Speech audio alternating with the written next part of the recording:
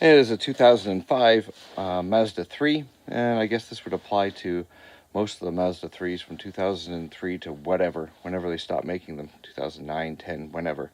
They made them forever.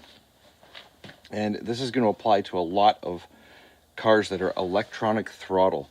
Do you have an electronic throttle? Don't you have an electronic throttle? Look at your throttle body where the air box where the air goes straight into the engine, and look for cables. If there's a little cable that goes back to your accelerator pedal, that when someone pushes on it, you can see it moving, then you've got a regular cable actuated direct throttle to your throttle pedal. If not, it's electronic. And that's this little motor here, which could also be the idle air control valve. But it takes the signal from your throttle pedal and moves the butterfly in here to allow more air in and increase the speed of the engine. Now, if you have a dead battery, which this car did, it sat for about 6 months with the battery dead. We boosted the battery back and then brought the car back here. And all the way back, my son said it died at every light. It just would not stay running. But at idle, it runs absolutely fine. There's no check engine lights, no codes, no nothing. Scanned it with my scanner, completely fine. So I left it running in the driveway for about 30 minutes, and now it's fine. So I figured it out. It's just the electronic throttle body with the battery disconnected. It just needs to relearn idle. It needs to relearn where the idle position is, like a Mercedes there's a procedure with the Mercedes that can be done in about 3 or 4 minutes to relearn the idle position.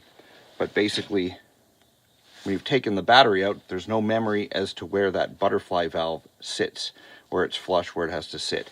So basically just start your car, leave it in the driveway for about 30 minutes running at idle, and then try it after that and see if everything's gone. If it stalls after a dead battery and a boost, or stalls after you've changed the battery, or some other electrical problem that had to have the battery disconnected for any reason, then probably it needs to have the idle reset and relearned. The car needs to relearn the idle and what the idle speed should be.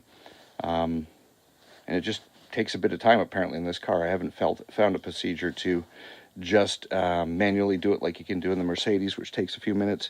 But for this car, basically just turn the I'm going to disconnect and try the key on. Like you do in a Mercedes, you just basically turn the key to the last position when all the lights in the dashboard light up without starting the car, and leave it, and you can hear the throttle hunting, and then eventually just stops because it's figured out where idle position should be. In this car, it seems to be that after 30 minutes of idling, the idle is smooth. There's no more, it doesn't stall when you hit the brakes at a light or a stop sign. So it seems to have relearned idle and figured out where everything is. So essentially just all you have to do is turn your car on, leave it idling in the driveway for about half an hour, turn it off, take it for a drive, and see if that makes a difference. On this one, it made a huge difference. No stalling, no bucking, heaving.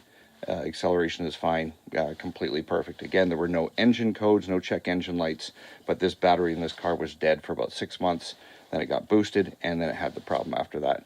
So we were thinking bad gas, blah, blah, blah. It could have been, just gummed up fuel injectors, all kinds of other crap, but it appears it was just the throttle body needed to relearn the idle position. And very, very simple, nothing more than half an hour idling in the driveway fixed the problem. Thank you for watching.